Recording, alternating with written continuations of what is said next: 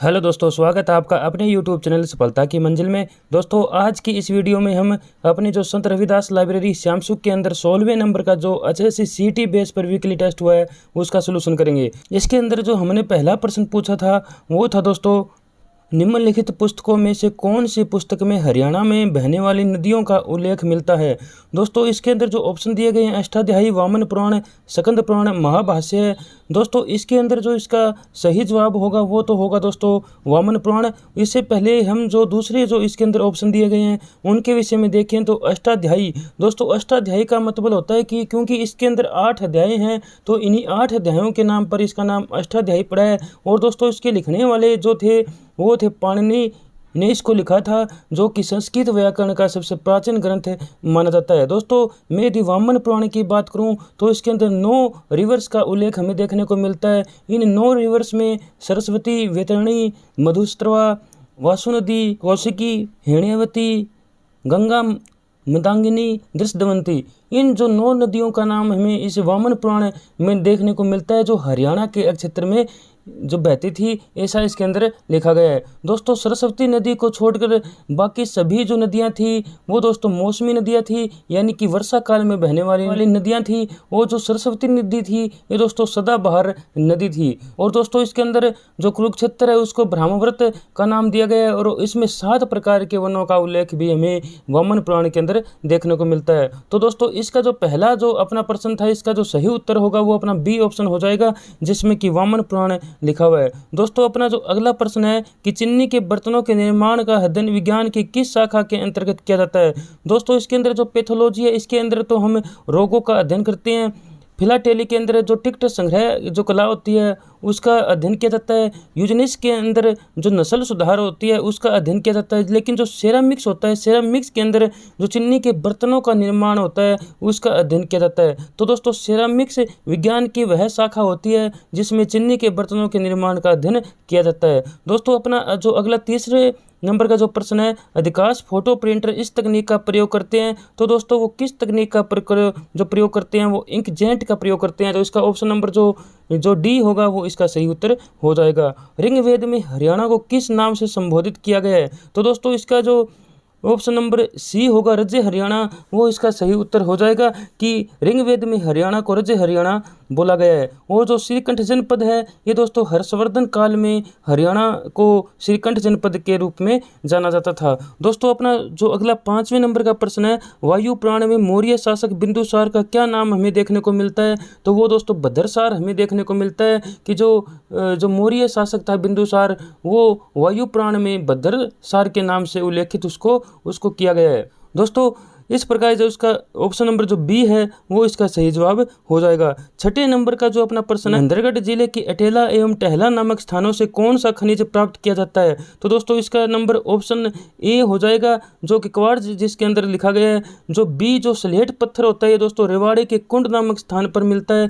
कांच बालू जो होता है ये दोस्तों गुरुग्राम के अंदर मुख्यतः पाया जाता है। चीनी मिट्टी भी हम देखें तो फरीदाबाद और गुरुग्राम के अंदर बड़ी मात्रा में पाई जाती है। तो दोस्तों, इसका जो सही उत्तर होगा वो ऑप्शन नंबर ए हो जाएगा, जिसमें क्वार्ट्ज लिखा गया है। अब जो अपना 7वें नंबर का प्रश्न है, जलेपला दर्रा किससे जोड़ता है। तो ये हमें बताना है, जो जलेपला जो दर्रा है ये दोस्तों किस किस को जोड़ता है। तो यदि हम ऑप्शन नंबर ए देखें, श्रीनगर को पाक अधिकृत जम्मू कश्मीर से, यानी जो जिस जम्मू एंड कश्मीर के भाग पर पाकिस्तान ने अनधिकृत रूप से कब्जा किया हुआ है वो दोस्तों उसको और श्रीनगर को जोड़ने वाला जो दर्रा है वो दोस्तों बुर्जिल जो दर्रा है वो इसके अंदर, तो ऑप्शन नंबर ए इसके अंदर नहीं आएगा।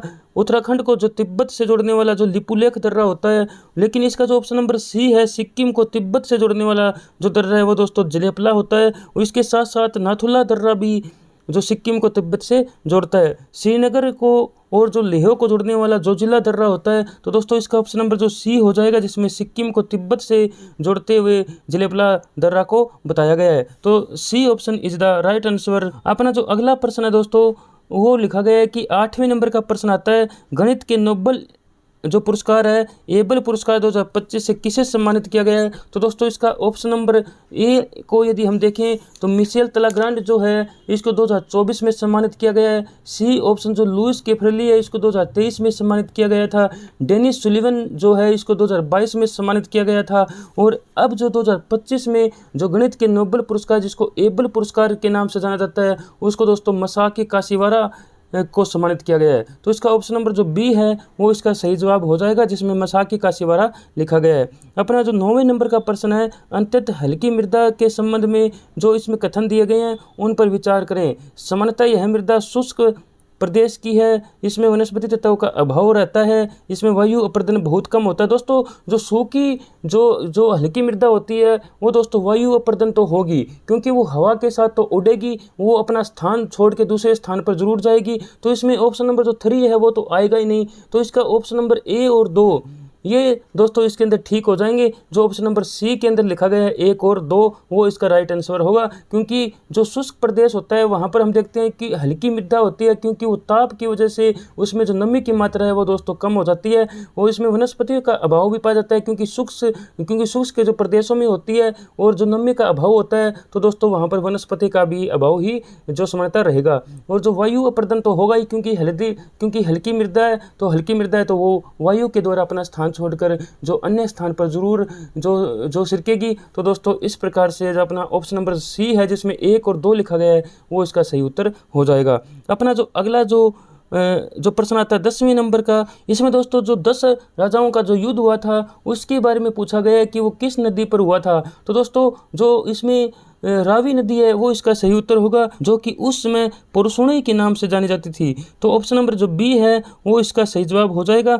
और यदि हम इसके अलावा देखें, झेलम नदी को पहले वितेस्ता के नाम से जाना जाता था, और जो वितेस्ता यदि हम बात करें तो सिकंदर और पोरस के बीच में 326 जो ईसा पूर्व इसमें युद्ध हुआ था। दोस्तों मैं यदि 10 राजाओं के युद्ध की बात करूं तो ये दोस्तों जो कि भरतवंशी सुदास थे और जो कि 10 जनजातियों का जो संघ था उनके बीच में ये युद्ध हुआ था, जिसको 10 रागे युद्ध के नाम से भी जाना जाता है। ये दोस्तों 14वीं शताब्दी ईसा पूर्व की बात है और इसके अंदर सुदास की जीत हुई थी। इसलिए कहा जाता है कि भरतवंशी शासक जो सुदास था इसने हरियाणा से अपने विजयी अभियान की शुरुआत की थी।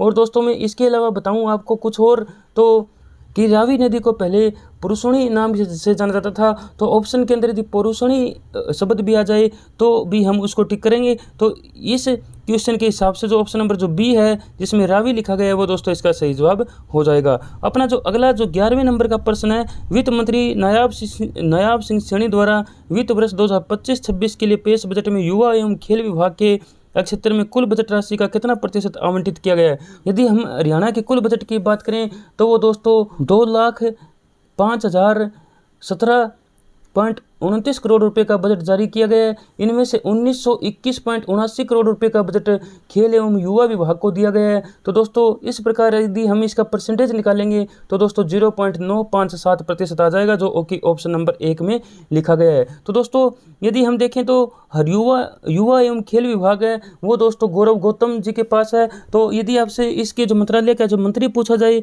तो वो दोस्तों गौरव गौतम होंगे। और इस जो क्वेश्चन का जो सही उत्तर होगा वो ऑप्शन नंबर ए हो जाएगा, जिसमें 0.957% लिखा गया है। अपना जो 12वें नंबर का प्रश्न है, इब्राहिम लोदी का मकबरा कहाँ है। तो दोस्तों जब पानीपत का प्रथम युद्ध हुआ था बाबर और इब्राहिम लोदी के बीच में, जिसको हमें पता है कि बाबर वो युद्ध जीत गया था और इब्राहिम लोदी हार गया था, और भारत में मुगल वंश की जो स्थापित हो गया था, स्थापना की शुरुआत उसको माना जाता है। तो जहाँ पर इब्राहिम लोदी की जो की मृत्यु हुई थी वहीं पर दोस्तों इनका मकबरा बना दिया गया, जो कि पानीपत जिले के अंदर ही पड़ता है। तो दोस्तों इस प्रकार इसका जो ऑप्शन नंबर जो बी है वो इसका सही जवाब हो जाएगा। अपना जो अगला जो 13वें नंबर का प्रश्न है, प्रथम समुद्री टेलीग्राफ सेवा निम्न में से किसके भी चली। तो दोस्तों इसके अंदर ऑप्शन जो दिए गए हैं उन ऑप्शन को यदि हम ध्यान से देखें तो ऑप्शन नंबर जो सी है वो इसका सही जवाब हो जाएगा, जिसमें भारत यूरोप के बीच में लिखा गया है। तो कि प्रथम समुद्री टेलीग्राफ सेवा जो है ये भारत और यूरोप के बीच में चली थी।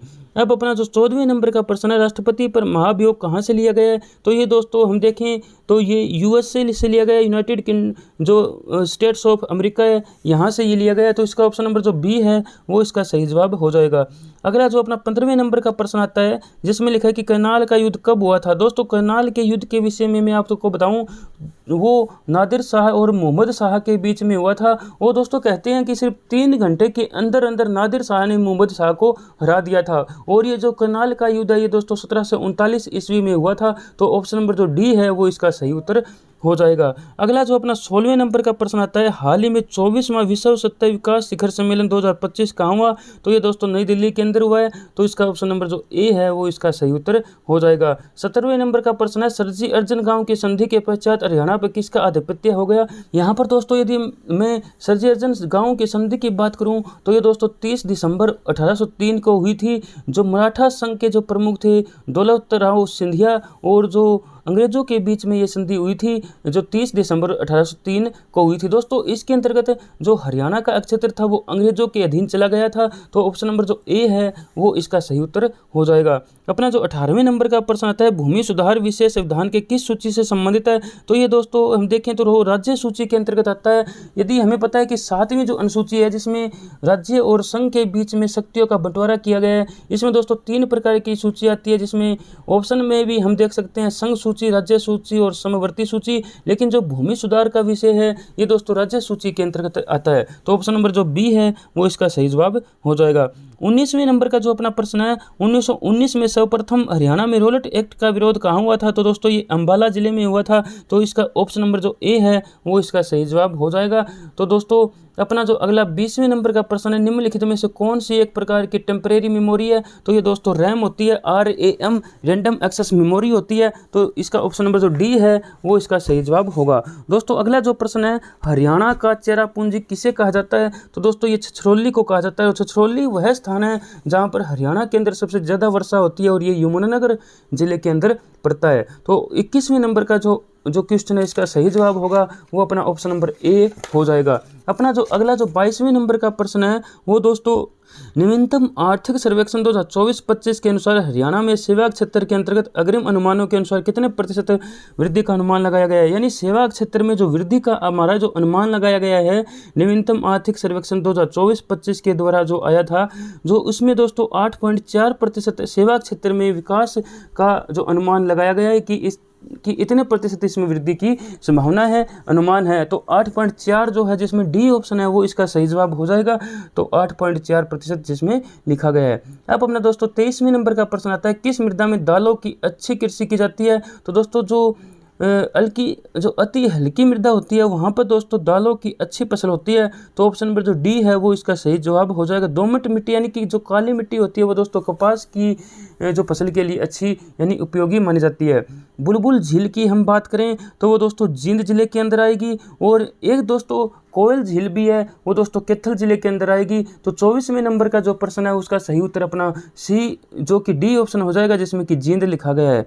अपना 25वें नंबर का जो प्रश्न है, पानीपत का तीसरा युद्ध किन के बीच में हुआ था? तो दोस्तों मैंने अभी बताया आपको नादिर शाह था मोहम्मद शाह के बीच में। तो करनाल का युद्ध हुआ था। तो दोस्तों शेर खान और हुमायूं के बीच में हमें पता है कि शेर खान दोस्तों जो शेर शाह सूरी को कहा जाता था। और दोस्तों ये जो युद्ध हुआ था वो पानीपत का दूसरा युद्ध हुआ था। इस प्रकार यदि हम देखें तो पानीपत का जो तीसरा युद्ध है वो दोस्तों अहमद शाह अब्दाली और मराठा शासकों के बीच में हुआ था, जिसमें कि अहमद शाह अब्दाली जीत गया था। और मैं ये युद्ध बताऊं, पानीपत का तीसरा युद्ध ये दोस्तों 14 जनवरी 1761 को हुआ था।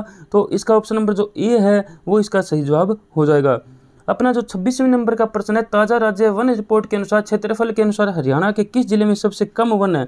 दोस्तों इसमें क्षेत्रफल के हिसाब से पूछा गया है। तो क्षेत्रफल के हिसाब से तो यहाँ पर ऑप्शन नंबर जो बी है पलवल वो आएगा, जो कि 13.82 किलोमीटर स्क्वायर के अंदर इसमें केवल वन है। यदि हम प्रतिशत के आधार पर इसमें पूछता तो वो दोस्तों फतेहाबाद आ जाता, जिसमें 0.84% इसके अंदर वन है, जो कि हरियाणा के अंदर प्रतिशत की दृष्टि से सबसे ज़्यादा जो सबसे कम जो वन वाला जिला है वो दोस्तों फतेहाबाद है। यानी क्षेत्रफल के हिसाब से पलवल में सबसे कम वन है और प्रतिशत के आधार पर फतेहाबाद के अंदर सबसे कम वन है। तो ये दोस्तों इस प्रकार इसका बी ऑप्शन जो है वो इसका सही जवाब हो जाएगा। कांग्रेस स्थापना से संबंधित सेफ्टी वैल्यू थ्योरी किसने दी थी?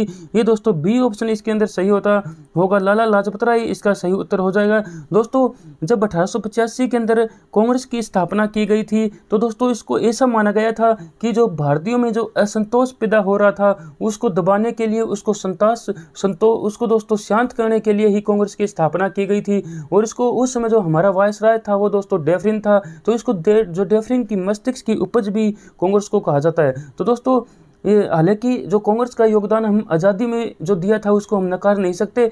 जो कांग्रेस ने जो हमारी जो आज़ादी के लिए बहुत ज़्यादा योगदान दिया था, इसमें कोई भी शक नहीं है। लेकिन जो दोस्तों उस समय जब कांग्रेस की स्थापना हुई थी तभी यही थ्योरी थी कि सेफ्टी वैल्यू थ्योरी, यानी अंग्रेजों ने अपने फायदे के लिए ही कांग्रेस की स्थापना की है और इसको डेफरिन के मस्तिष्क की उपज की संज्ञा भी इसको दी गई थी। तो सेफ्टी वैल्यू थ्योरी जो है ये दोस्तों बी ऑप्शन जिसमें लाला लाजपत राय लिखा गया है वो इसका राइट आंसर हो जाएगा। आदि बद्री का संबंध किस पवित्र नदी से माना जाता है? तो ये दोस्तों सरस्वती नदी से माना जाता है और आदि बद्री से ही हरियाणा के अंदर सरस्वती नदी का जो प्रवेश होता है। तो दोस्तों इस प्रकार अपना जो 28वें नंबर का प्रश्न है इसमें ऑप्शन नंबर जो ए है वो सही उत्तर होगा। 29वें नंबर का प्रश्न है खेलो इंडिया पैरा गेम्स 2025 की पदक तालिका में शीर्ष स्थान पर मैं बताऊं तो दोस्तों अपना राज्य हरियाणा रहा, जिसको कुल 104 मेडल मिले, जिसमें 34 गोल्ड मेडल मिले, 39 सिल्वर मेडल मिले, 31 ब्रॉन्ज मेडल मिले। दूसरे नंबर की बात करूं वो दोस्तों तमिलनाडु रहा था, जिसको 74 मेडल मिले थे और यूपी और राजस्थान 64 मेडल के साथ ये दोस्तों तीसरे स्थान पर रहे थे। तो इसका ऑप्शन नंबर जो सी है वो इसका सही जवाब होगा, जिसमें हरियाणा लिखा गया है, जिसको कुल 104 मेडल मिले थे। और ये गेम मैं आपको बताऊं तो ये दोस्तों नई दिल्ली के अंदर ये गेम खेले गए थे। जो अपना 30वां नंबर का प्रश्न है नवीनतम आर्थिक सर्वेक्षण 2024-25 के अनुसार हरियाणा में कुल खंडों की संख्या जिसमें पूछी है तो दोस्तों 143 यानी 143 इसका सही जवाब होगा। 154 इसमें कस्बे आएंगे और लेकिन जो इसमें खंड पूछे गए हैं तो खंड दोस्तों हरियाणा के अंदर 143 है। तो ऑप्शन नंबर जो बी है वो इसका सही जवाब हो जाएगा। सरस्वती वन्यजीव अभ्यारण्य किस जिले में स्थित है? दोस्तों ये यदि हम देखें तो कुरुक्षेत्र और कैथल दोनों के अंदर पड़ता है, लेकिन इसका जो ज़्यादातर भाग है वो दोस्तों कैथल जिले के अंदर पड़ता है। तो दोस्तों यदि दोनों ही ऑप्शन में आ जाएं जिसमें कैथल और कुरुक्षेत्र लिखा हो तो हम कैथल को ही टिक करेंगे। यहाँ पर दोस्तों इसके अंदर कुरुक्षेत्र दिखाई नहीं गया है तो दोस्तों हम इसमें कैथल के साथ ही जाएंगे। तो ऑप्शन नंबर जो ए है वो इसका सही जवाब हो जाएगा। जल तथा थल पर लड़ा जाने वाला युद्ध कौन सा है? तो वो युद्ध दोस्तों 1529 में हुआ था। बाबर और बंगाल के जो सुल्तान थे नुसरत शाह उसके साथ में युद्ध हुआ था, घाघरा का युद्ध जिसको बोला जाता है। तो ऑप्शन नंबर जो बी है वो इसका सही जवाब हो जाएगा। पेड़ पौधे रात में इनमें से कौन सी गैस मुक्त करते हैं? तो वो दोस्तों कार्बन डाइऑक्साइड होगी, क्योंकि दोस्तों हमें कहा जाता है कि रात के समय पेड़ के नीचे हमें नहीं सोना चाहिए। तो दोस्तों इसलिए कहा जाता है क्योंकि वो रात के समय कार्बन डाइऑक्साइड जो वातावरण के अंदर छोड़ते हैं। तो इसका ऑप्शन नंबर जो बी होगा वो ही इसका सही जवाब हो जाएगा। अपना जो 34वें नंबर का प्रश्न है निम्न कथनों में से कौन सा गलत पूछा है? जिला हिसार तथा करनाल में सोरा मिलता है। तो दोस्तों बिल्कुल सही है ये, क्योंकि जिला हिसार और करनाल के अंदर सोरा ही हमें मिलता है। हिलना पत्थर देश में एकमात्र स्थान जो चरखी दादरी के गांव कल्याणा में उपलब्ध है, ये भी दोस्तों सही है। फरीदाबाद में बजरी पाई जाती है, ये भी ठीक है। राज्य में सबसे अधिक चीनी मिट्टी पाई जाती है, ये दोस्तों गलत है।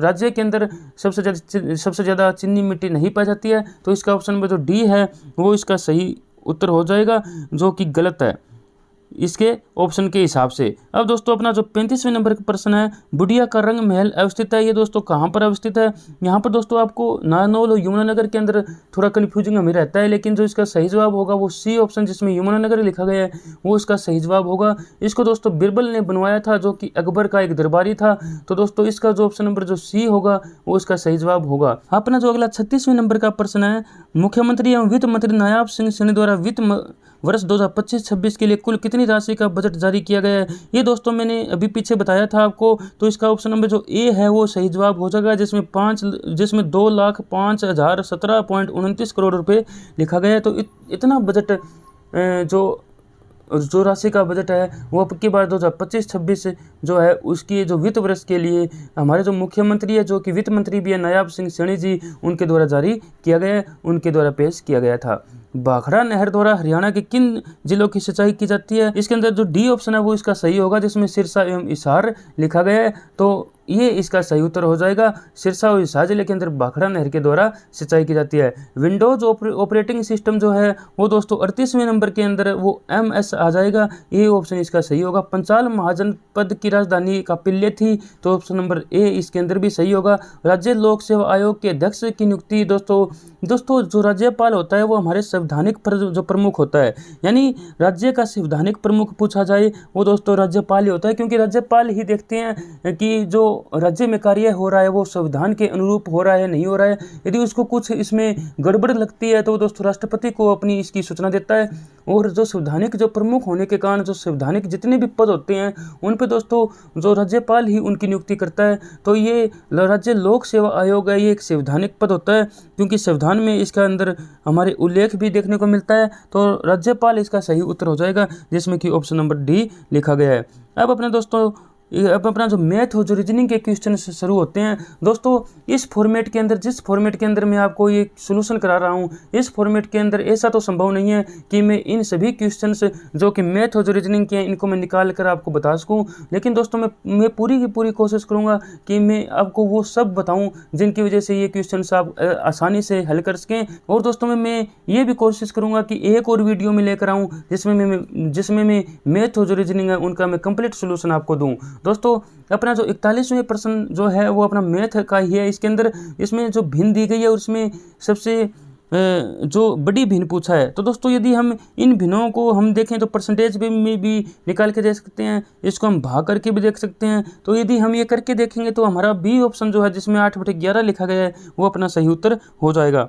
अपना जो अगला है किसी निश्चित सांकेतिक भाषा में BEAT को SDDE लिखा जाता है, तो इस सांकेतिक भाषा में MILD को कैसे लिखा जाएगा। तो दोस्तों इसके अंतर्गत इस प्रकार से दिया गया है कि जो इसमें बीट के अंदर जो लास्ट जो वर्ण है जो अल्फ़ाबेट है वो दोस्तों टी है। टी में से यदि हम एक घटाएं तो अगले का जो पहला अक्षर है एस वो आ जाएगा। बाद में जो ए है, ए में यदि हम 2 जोड़ें तो दोस्तों एस के आगे वाला डी आ जाएगा। यदि आगे हम देखें तो ई है, ई में से यदि हम एक घटाएं तो इसमें दोस्तों डी आएगा। और बी जो इसमें लिखा गया है बिट के अंदर उसमें दोस्तों यदि हम 2 जोड़ें तो दोस्तों वो ई आ जाएगा। इस प्रकार यदि हम इस प्रकार से चलना है कि जो बीट शब्द है उसमें हमें लास्ट से चलना है, जैसे TAEB इस प्रकार से हमें चलना है। टी में से एक घटाएंगे एस आ जाएगा, ए में से 2 हम जोड़ेंगे तो वो डी आ जाएगा, ए में से हम एक घटाएंगे वो डी आ जाएगा, बी में से यदि हम 2 जोड़ेंगे तो दोस्तों ई आ जाएगा। यानी पहले एक घटाना है फिर 2 जोड़ना है फिर एक घटाना है फिर हमें 2 जोड़ना है, तो इस प्रकार SDD आ जाएगा। तो दोस्तों अपना जो MILD को हम करेंगे तो दोस्तों वो COHP आएगा, जिसमें ऑप्शन नंबर बी में लिखा गया है। इस प्रकार दोस्तों यदि हम जो डी के अंदर एक यदि हम घटाएंगे तो वो सी आएगा, अल के अंदर यदि हम 2 जोड़ेंगे तो दोस्तों ओ आएगा, यदि आई के अंदर एक हम घटाएंगे तो वो एच आएगा, और जो एम के अंदर यदि हम 2 जोड़ेंगे तो अपना पी आ जाएगा। तो इस प्रकार जो COHP आएगा, इसका उत्तर जो ऑप्शन नंबर बी में लिखा गया है। अब दोस्तों अपना जो 43 नंबर का प्रश्न आता है जिसमें सरल कीजिए, यदि हम इसको सरल करेंगे तो 121 बनेगा, 11 गुणा 11 121 माइनस में 21 करेंगे 100 आ जाएगा, 9 गुणा में 6 करेंगे 54 माइनस में हम 4 करेंगे तो वो 50 आ जाएगा, 100/50 यानी इसका उत्तर अपना 2 आ जाएगा जो ऑप्शन नंबर सी में लिखा गया है। यदि हम इसे श्रृंखला को पूरा करें तो इसके अंदर हम ऑप्शन नंबर ए डालेंगे, तो ऑप्शन नंबर ए डालने में हम देखेंगे तो CCACC BCCACC बन जाएगा। यानी ये जो श्रृंखला बनेगी वो इस प्रकार से बनेगी BCCACC यानी पहले जो सीधा ही इसके अंदर CC स्टार्ट किया गया तो इससे पहले B होगा, और लास्ट में जो इसके अंदर CC आया है अपना उसके बाद में ही इसमें B आया है। तो दोस्तों इस प्रकार ये जो श्रृंखला बनेगी वो BCCACC इस प्रकार से ये श्रृंखला बनेगी। तो ऑप्शन नंबर जो ए है वो इसका सही जवाब होगा, जिसमें ACAC लिखा गया है। अपना जो 45वें नंबर का प्रश्न है उसमें दोस्तों एक ब्यूटीफुल शब्द दिया गया है। उसमें पूछा है कि ब्यूटीफुल के अंतर्गत जो अक्षर दिए गए हैं उनसे कौन सा शब्द बनाया जा सकता है अथवा नहीं बनाया जा सकता है। तो दोस्तों ऐसा जो शब्द जो बना भी सकते हैं और हम नहीं भी बना सकते हैं। तो दोस्तों इसमें लेफ्ट, तो ये तो दोस्तों इसके अंदर बन ही जाएगा LIFT, ये चारों ही जो अक्षर है वो दोस्तों ब्यूटीफुल के अंदर है। बीट भी बन जाएगा क्योंकि BEAT ये चारों ही अक्षर ब्यूटीफुल के अंदर है। जो इसमें ट्राई लिखा है ये दोस्तों बन ही नहीं सकता क्योंकि इसके अंदर आर नहीं है ब्यूटीफुल के अंदर। फूल जो इसका सही उत्तर होगा, जिसको हम बना भी सकते हैं और ये नहीं भी बन सकता है क्योंकि एफ है, यू है, अल इसमें एक बार दिया गया है और फुल के अंदर 2 बार दिया गया है। यदि हम इसी एल को 2 बार लिखेंगे तो फुल बन जाएगा, और यदि हम एक बार लिखेंगे वो तो दोस्तों फुल नहीं बन पाएगा। तो इसका ऑप्शन नंबर जो बी है वो इसका सही उत्तर हो जाएगा। अब दोस्तों बहुत ही अच्छा क्वेश्चन है 46वें नंबर का, इसमें 0, 1, 2 का प्रयोग, इन अंकों का प्रयोग करते हुए हमें सबसे बड़ी संख्या और सबसे छोटी संख्या का अंतर निकालना है। दोस्तों हमें पता है कि सबसे बड़ी संख्या निकालेंगे तो सबसे जो बड़ा अंक है वो पहले लिखेंगे, फिर उससे छोटा, फिर उससे छोटा लिखेंगे। तो 210 इसके अंदर सबसे बड़ी संख्या होगी। आपने दोस्तों बहुत सारे ने इसमें क्या किया कि 0, 12 ये उसकी न्यूनतम संख्या बना दी। दोस्तों 0, 12 जो होगी वो इसकी न्यूनतम संख्या नहीं बनेगी, क्योंकि 0, 12 वो दोस्तों 2 अंकों की संख्या हो जाएगी, ना कि 3 अंकों की। क्योंकि यदि पहले ही हमने 0 लिख दिया तो वो दोस्तों उसको अंकों में हम काउंट नहीं करते हैं। तो 1 और 2 यानी 12 वो जो अंक बनेंगे, यानी 12 जो है वो बनेंगे तो वो 2 अंकों की संख्या होगी। तो यदि हमें इसके बनाना है तो 1 हमें पहले लिखना होगा, 1, 0, 2 इस प्रकार से ये संख्या बनेगी। तो सबसे बड़ा जो होगा वो 210 होगा, सब इससे बनने वाला जो छोटा होगा वो दोस्तों 102 होगा। तो यदि हम इनका अंतर ज्ञात करेंगे तो वो 108 आ जाएगा। तो ऑप्शन नंबर जो सी है वो इसका सही जवाब हो जाएगा। अगला जो प्रश्न है, दिए गए शब्दों में से कौन सा शब्द ऐसा है जो शब्दकोश में तीसरे नंबर पर आता है। वो दोस्तों हमें पता है कि शब्दकोश यानी जो डिक्शनरी होती है उसके अंदर यदि हम देखें तो ए से शुरू होता है, ए फिर बी से, फिर सी से, इस प्रकार से यदि हम देखें तो ऑप्शन नंबर जो सी है वो इसके अंदर आ जाएगा। तो जो तीसरे नंबर पर आएगा तो इस प्रकार से हम इसको करेंगे। अपना जो 48 नंबर का जो क्वेश्चन आगे आता है, 6 अंकों की सबसे बड़ी पूर्ण संख्या हमें ज्ञात करनी है। दोस्तों ऐसा करने के लिए ऐसे पूर्ण वर्ग संख्या वो मिलनी चाहिए। तो हम इनमें सबसे ऐसे जो क्वेश्चन को हम ऑप्शंस के हिसाब से भी सोल्यूशन कर सकते हैं। सबसे बड़ी संख्या वो देखेंगे, ऑप्शन नंबर जो बी है वो इसका सही जवाब हो जाएगा। जो 6 अंकों की सबसे बड़ी से बड़ी संख्या जो पूर्ण वर्ग संख्या है, 4 क्रमिक संख्याओं का एलसीएम 60 है, पहले 2 संख्याओं का योग चौथी संख्याओं के बराबर है, चारों संख्या का योग। दोस्तों ऐसे क्वेश्चन को करने के लिए हमें क्या है, इसमें क्रमिक संख्या दी गई है, यानी वो जो संख्या वो क्रम के हिसाब से है, जैसे 1, 2, 3, 4, 5 इस हिसाब से है। हमें वो संख्या पता नहीं है तो हम x मान लेंगे, दूसरी संख्या x + 1 हो जाएगी, तीसरी x + 2 हो जाएगी, चौथी x + 3 हो जाएगी। तो दोस्तों इस प्रकार से हम करेंगे। इसमें लिखा है कि पहली 2 संख्याओं का योग चौथी संख्या के बराबर है। पहली 2 संख्याएं x और x + 1 होगी, इनको हम जोड़ेंगे, और जो चौथी संख्या के बराबर है, चौथी संख्या अपनी कौन सी है, x + 3 है, तो वो हम बराबर में रख देंगे। यदि हम यहाँ पर निकालेंगे तो x का मान अपना 2 आ जाएगा। इस प्रकार हमारी जो क्रमिक संख्या बनेगी वो 2, 3, 4, 5 बन जाएगी, जिनका जो एलसीएम है वो 60 आएगा। और इन चारों संख्याओं का योग हमसे पूछा जाए, 2, 3, 4, 5 यदि हम इनको जोड़ेंगे तो 14 हो जाएगा। तो इस प्रकार ऑप्शन नंबर जो बी है वो इसका सही उत्तर हो जाएगा। यानी हमें यहाँ पर x + 1, x + 2, x + 3 ये चारों संख्याएं हमें मान के इसमें चलनी है, जो कि क्रमिक संख्याएं हैं जिनका एलसीएम 60 है। पहले 2 संख्याओं को हम जोड़ेंगे और उसके हम चौथी संख्या के बराबर में रख देंगे, क्योंकि इसमें लिखा गया है।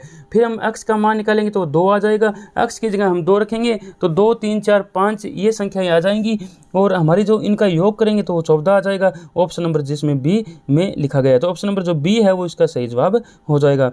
प्रश्न संख्या 50 और 51 में हमें अगला जो पद है वो ज्ञात करना है। दोस्तों ये जो 50वें नंबर का जो क्वेश्चन है ये मैं आपके लिए छोड़ रहा हूँ, आपको कमेंट के माध्यम से बताना है कि इसका क्या उत्तर होगा। ये दोस्तों बहुत ही बढ़िया क्वेश्चन है और आपको अच्छा इसके अंदर मानसिक अभ्यास करना पड़ेगा, यानी मेंटल जो है जो प्रैक्टिस इसके अंदर आपकी होगी। तो जो 50वें नंबर का जो प्रश्न है वो मैं आपके द्वारा आपके ऊपर छोड़ रहा हूँ कि वो आपको जो कमेंट के माध्यम से बताना है कि इसका उत्तर क्या होगा। अपना जो 51वें नंबर का प्रश्न है इसमें जो अगला पद हमसे पूछा है, तो दोस्तों इसमें 4, 7, 12, 19, 28 लिखा है। 4 और 7 के बीच में 3 अंक छोड़े गए हैं, फिर 5 अंक छोड़े गए हैं, फिर 7 छोड़े गए हैं, फिर 9 छोड़े गए हैं। तो अगला दोस्तों अंक 11 अंक छूटेंगे। 28 में हम यदि जो 11 जोड़ेंगे तो वो अपना 39, सी ऑप्शन जो है वो इसका सही जवाब हो जाएगा।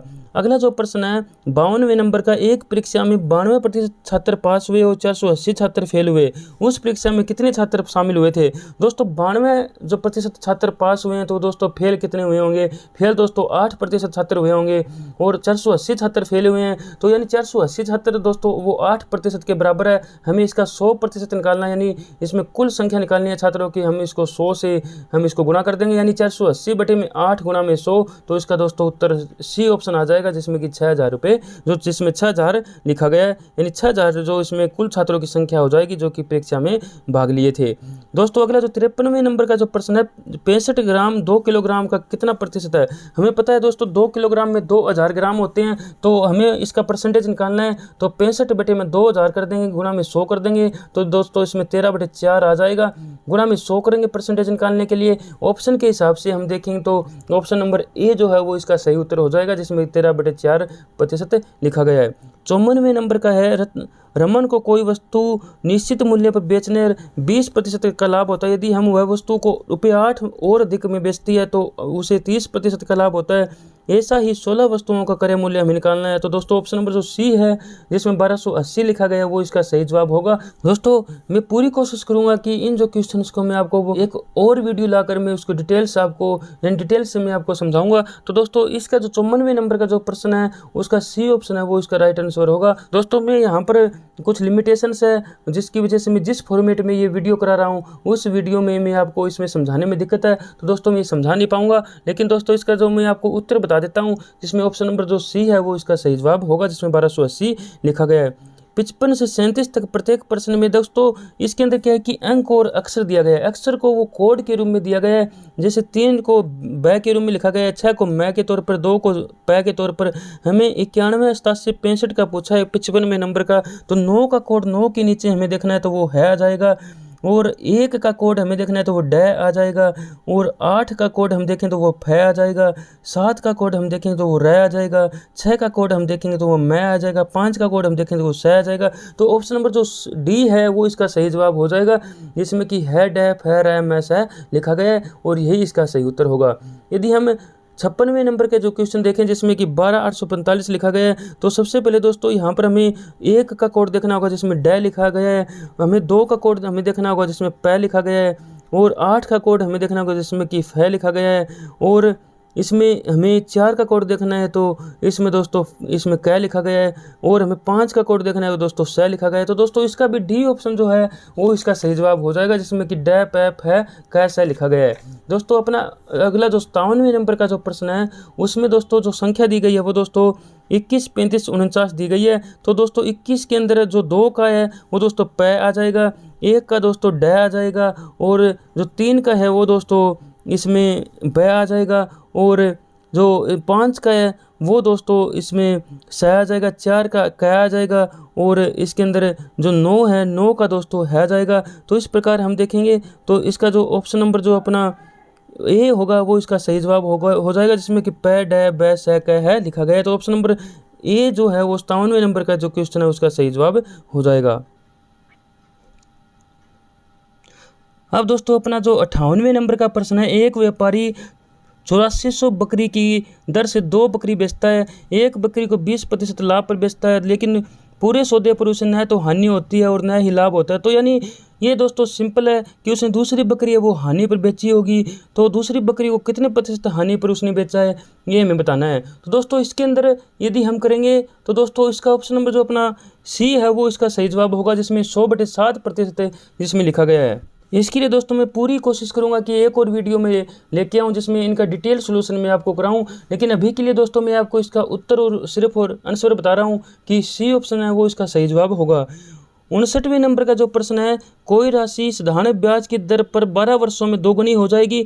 तो दोस्तों वो हमें बतानी है कि किस प्रतिशत यानी कौन सी कोई राशि है वो किस दर से 12 वर्षों में दोगुनी होगी। तो दोस्तों हमें पता है कि साधारण ब्याज के अंदर हमें सिंपल तरीके से ब्याज निकालते हैं, इसमें कोई चक्रवृद्धि ब्याज तो है नहीं जिसमें ब्याज के ऊपर ब्याज लगता हो। दोस्तों साधारण ब्याज के अंदर 12 वर्षों में दोगुनी होती है। कोई भी राशि हमें पता है कि जो 100% बढ़ जाती है वो दोस्तों दुगुनी हो जाती है, यानी हमें 100% राशि बढ़ानी होगी, यानी 100 रुपये मान लीजिए है और उसको हमें दुगुनी करना है तो हमें उसको 100% ही बढ़ा देना है, यानी 100 का 100% करेंगे तो वो 200 हो जाएगा। तो इस प्रकार से हमें वो राशि दुगनी करनी है, यानी 12 वर्षों में हमें 100% बढ़ाना है। तो 100 को हम 12 से भाग देंगे तो अपना दोस्तों इसके अंदर ऑप्शन नंबर जो सी है वो आ जाएगा, 25/3 आ जाएगा। 100 को यदि हम 12 से भाग देंगे तो 4 पे कटेगा, तो 25/3% इसका उत्तर आ जाएगा।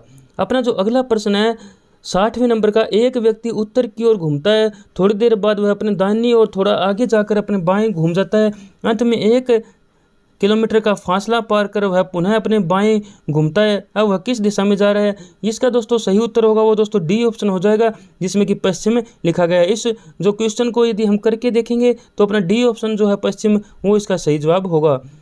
अगला जो अपना 61वें नंबर का प्रश्न है, किन्हीं दो संख्याओं के योग का वर्ग उनके गुणनफल के 4 गुना के बराबर है, तो संख्याओं का अनुपात हमें निकालना है। तो दोस्तों इसका संख्याओं का अनुपात जब हम इस क्वेश्चन को करेंगे तो अपना 1.1:1 आएगा इसका, तो इसका ऑप्शन नंबर जो सी है वो इसका राइट आंसर होगा।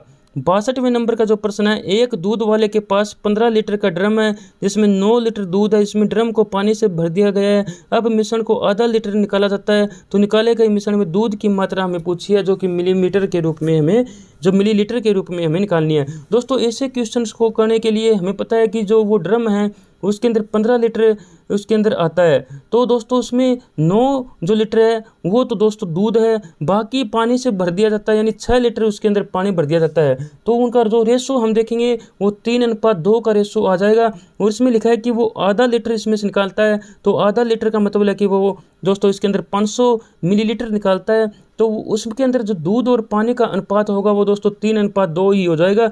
यदि हम 500 को 3:2 में बांटेंगे तो दोस्तों इसमें 300 जो मिलीलीटर है वो दोस्तों दूध होगा, 200 मिलीलीटर है वो दोस्तों पानी होगा। इस प्रकार ऑप्शन नंबर जो सी है वो इसका सही जवाब हो जाएगा, जिसमें कि 300 लिखा गया है। अपना जो अगला 63वें नंबर का प्रश्न है, यदि साउथ ईस्ट हो जाता है, जो नॉर्थ हो जाता है, नॉर्थ ईस्ट वो दोस्तों वेस्ट हो जाता है, इस प्रकार वेस्ट क्या हो जाएगा ये हमें बताना है। तो इसको हम करके देखेंगे तो इसका ऑप्शन नंबर जो अपना ए होगा वो इसका सही जवाब हो जाएगा, जिसमें कि साउथ ईस्ट लिखा गया है। अपना जो अगला जो 64वें नंबर का जो प्रश्न है उसको हम देखें कि एक ए जो है वो ए कार्य को 35 दिन में पूरा कर सकता है, बी इस कार्य को 15 दिनों में पूरा कर सकता है। उन्होंने 7 दिन मिलकर काम किया, फिर बी ने कार्य छोड़ दिया। ए अकेले शेष कार्य को 60% भाग को कितने दिनों में पूरा कर सकता है? दोस्तों सबसे पहले हम क्या करेंगे, इन दोनों का एक दिन का काम निकालेंगे। तो ए का 1 दिन का काम 1/35, बी का 1 दिन का काम 1/15 आ जाएगा। यदि हम दोनों को जोड़ेंगे तो दोस्तों हम इनका एलसीएम लेंगे, 105 इनका एलसीएम आएगा, 3 + 7 यानी 10/105 आ जाएगा। तो दोस्तों वो दोनों का 1 दिन का काम है। ये कहता है कि 7 दिन तक वो मिलकर कार्य करता है, तो हम इसको 7 से हम यदि इसको गुना करेंगे तो वो आ जाएगा 70/105।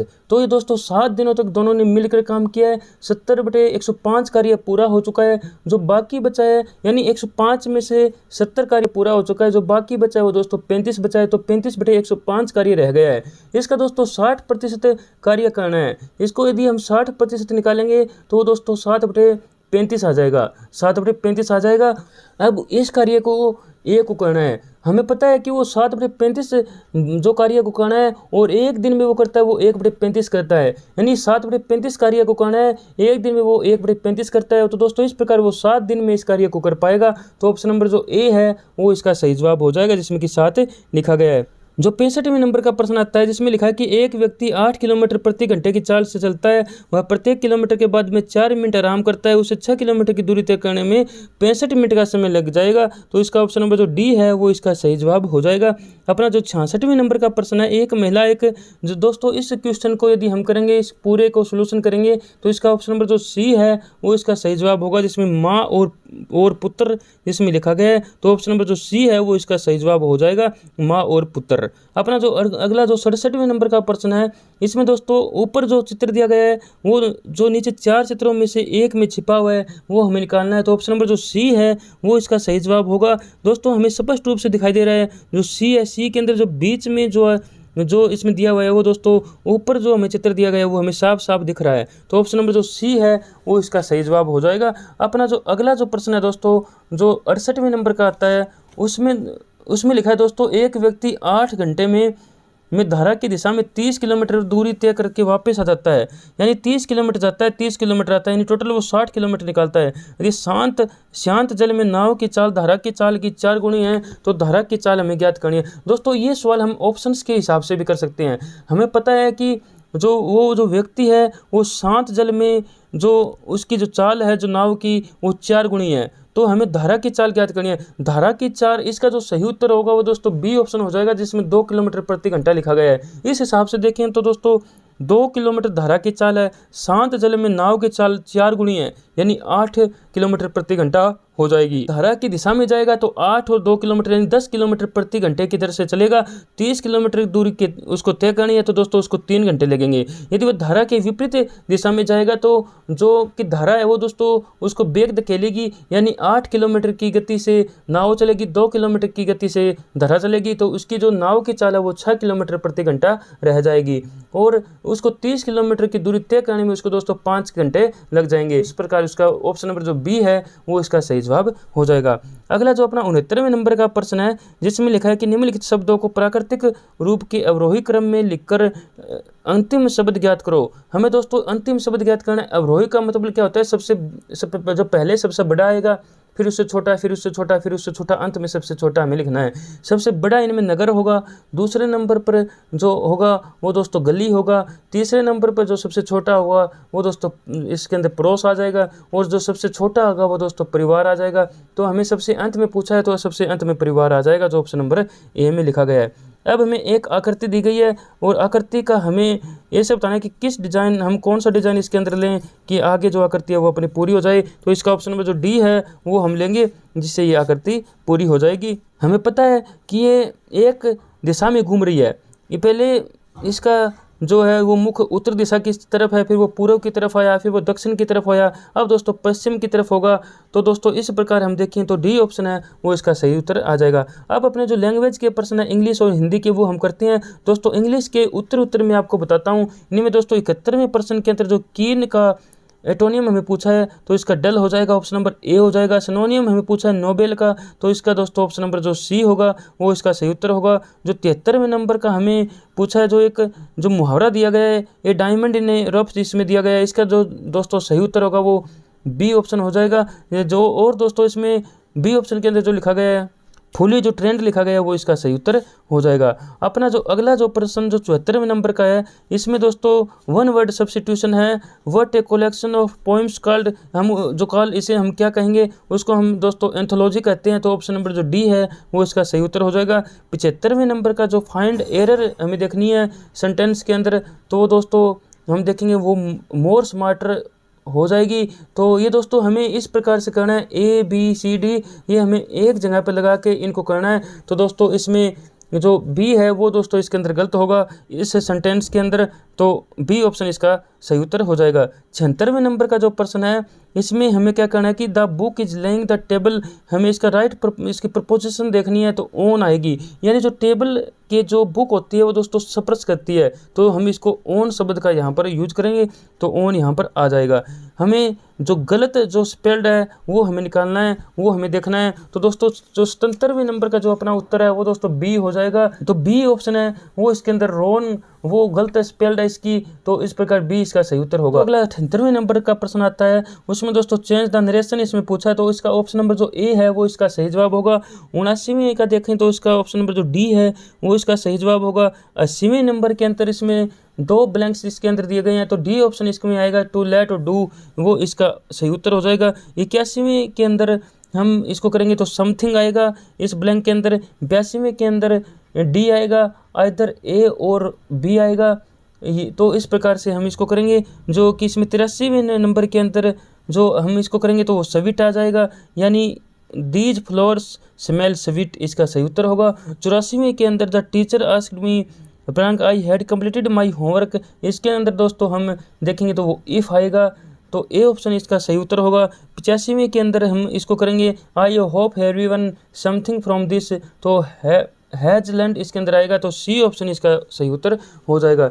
इस प्रकार से हमारे जो इंग्लिश के क्वेश्चन हैं उनके सभी के उत्तर मैंने आपको बता दिए हैं। जो आज अपना 16वें नंबर का जो वीकली टेस्ट हुआ था उसका दोस्तों मैं आपको आंसर की दे रहा हूँ। अपना जो 86वें नंबर का प्रश्न है, जो हिंदी के प्रश्न शुरू होते हैं, अवश्य होने वाली घटना वो दोस्तों भविष्यता हो जाएगी। ऑप्शन नंबर जो बी है वो दोस्तों इसका सही उत्तर होगा। मैं बालकनी में बैठा था वाक्य में कारक कौन सा है, तो दोस्तों इसके अंदर अधिकरण होगा, क्योंकि इसके अंदर मेरी जो स्थिति है वो इसके अंदर बता रही जा रही है। जहाँ पर स्थिति बताई जा रही हो कि वो बालकनी में बैठा है वो इसकी बैठने की स्थिति है, तो दोस्तों इसमें अधिकरण कारक होगा, जिसमें ऑप्शन नंबर जो सी है वो इसका सही जवाब हो जाएगा। 88वें प्रश्न है अमित और अमित, ये जो इसमें दिए गए हैं उनका अर्थ हमें बताना है। तो दोस्तों बहुत शत्रु हो जाएगा। अमित जो इसमें छोटी एक ही मात्रा लगी हुई है, अमित के अंदर वो दोस्तों बहुत होता है इसका मतलब, और अमित जो है उसका दोस्तों शत्रु होता है। इस प्रकार अमित जिसमें बहुत शत्रु लिखा गया है, ये ऑप्शन वो इसका सही उत्तर होगा। निम्न में से उभयलिंगी शब्द है अध्यक्ष, निदेशक, राष्ट्रपति, उपयुक्त सभी। तो इसका दोस्तों उपयुक्त सभी इसका सही जवाब होगा, क्योंकि वो चाहे महिला बनती हो चाहे वो पुरुष बनती हो, अध्यक्ष को हम अध्यक्ष ही कहते हैं, निदेशक को हम निदेशक कहते हैं, राष्ट्रपति को हम राष्ट्रपति कहते हैं। जैसे कि हमारी जो अभी राष्ट्रपति है वो दोस्तों द्रौपदी जो मुर्मू है उसको हम दोस्तों राष्ट्रपति ही कहते हैं, ना कि उसको राष्ट्रपति कहते हैं। तो दोस्तों ये जो शब्द है वो चाहे वो वहाँ पर मेल बैठे चाहे वो फीमेल बैठे, वो ऐसे की तैसे ही रहते हैं। तो दोस्तों इसको उभयलिंगी शब्द इसको बोलते हैं। तो ऑप्शन नंबर जो डी है वो इसका सही जवाब होगा, ये सभी के सभी शब्द। 90वें नंबर का जो प्रश्न है उसके ऑप्शन नंबर जो सी होगा, यानी जो मिश्रित वाक्य है वो दोस्तों एक प्रधान और अनेक आश्रित उपवाक्यों से मिलकर बना होता है। तो ऑप्शन नंबर जो सी है वो इसका सही जवाब हो जाएगा। 91वें नंबर का जो प्रश्न है परम औषधि शब्द का संधि विच्छेद हम देखेंगे तो वो ऑप्शन नंबर सी होगा, जिसमें परम प्लस में औषधि लिखा गया है। 92वें नंबर का प्रश्न है वर्ण होता है। वर्ण दोस्तों ध्वनियों का समूह होता है, ध्वनियों के समूह को वर्ण कहते हैं, वर्णों के समूह को शब्द कहते हैं, और शब्द के समूह को दोस्तों वाक्य कहा जाता है। तो ऑप्शन में जो डी है वो इसका सही जवाब हो जाएगा। वह दोस्तों हम देखें दोस्तों ये संधि का शब्द होता है, और इसके अंदर जो 93 में जो वह का उच्चारण स्थान होता है वो दोस्तों दंतोष्ठ होता है। तो ऑप्शन में जो डी होगा वो इसका सही उत्तर हो जाएगा। अपना जो अगला जो प्रश्न है 94 नंबर का, निम्न में विशेषण प्रयोग की दृष्टि से कौन सा वाक्य शुद्ध है। तो इसके अंदर दोस्तों बी ऑप्शन, जिसमें काले और लंबे बाल सुंदर लगते हैं। तो यहाँ पर दोस्तों सुंदर होना उसकी विशेषता है काले और लंबे बालों की। तो यहाँ पर इसमें विशेषण का मतलब होता है कि जहाँ पर विशेषता बताई जाए, तो ये बी ऑप्शन है वो इसका सही उत्तर हो जाएगा। अपना जो 95 नंबर का प्रश्न है इसमें क्रमधारीय समास पूछा गया है, तो डी ऑप्शन है वो इसका सही उत्तर होगा। 96वें नंबर का जो प्रश्न है अर्जन का हमें विलोम शब्द पूछा है, तो वो वयन होगा, तो बी ऑप्शन होगा। 97वें नंबर का विष उगलना मतलब होता है बुरे वचन कहना, डी ऑप्शन हो जाएगा। मैं आप चला जाऊंगा, इस वाक्य में सर्वनाम हमें पूछा है, तो दोस्तों आप चला जाऊंगा यानी वो खुद के लिए इसका प्रयोग कर रहा है। तो दोस्तों इसके अंदर निजवाचक सर्वनाम होगा, तो बी ऑप्शन इसका सही उत्तर हो जाएगा। 99 में शुद्ध वर्तनी वाले शब्द का हमें निकालना है, इसका चयन करना है, तो डी ऑप्शन है वो इसका सही उत्तर होगा, जिसमें अंतर्धान लिखा गया है। 100वें नंबर का वह आई हो तो मेरी चिट्ठी उसे दे देना, इस वाक्य में कौन सा काल है। दोस्तों वह आई हो तो यानी यहाँ पर संदिग्ध होता है कि वो आ भी सकती है नहीं भी आ सकती। यदि वो आती है तो उसे मेरी चिट्ठी दे देना, यानी कोई ज़रूरी नहीं है कि वो आएगी। यदि वो आती है तो उसको चिट्ठी देनी है, वो नहीं आती है वो ऐसा हो सकता है कि दोस्तों वो न भी आए। तो दोस्तों यहाँ पर जो वर्तमान समय की तो बात ही हो रही है और वो संदिग्ध वर्तमान काल है, तो इसका ऑप्शन नंबर जो सी होगा वो इसका सही उत्तर हो जाएगा। इस प्रकार दोस्तों अपना जो संत रविदास लाइब्रेरी श्यामसुख के अंदर अपना 16वें नंबर का जो वीकली टेस्ट हुआ था उसके सभी उत्तर से 100 के 100 क्वेश्चन के उत्तर मैंने आपको बता दिए हैं। तो दोस्तों इस वीडियो बनाने का कुछ यही उद्देश्य था कि इन सभी का आंसर मैं आपको दूं और जहां तक संभव हो सके इनका सोल्यूशन मैं आपको कराऊं। दोस्तों अब अपने जो मैथ और जो रीजनिंग के क्वेश्चन है वो मैंने इस वीडियो के अंदर जो शॉर्ट फॉर्म में आपको उनका आंसर बताया है। मैं दोस्तों कोशिश करूंगा कि उनकी फुल डिटेल वीडियो में आपके सामने लेकर आऊं। तो दोस्तों मिलते हैं हम अगले जो अपने सोल्यूशन के साथ। Thank you.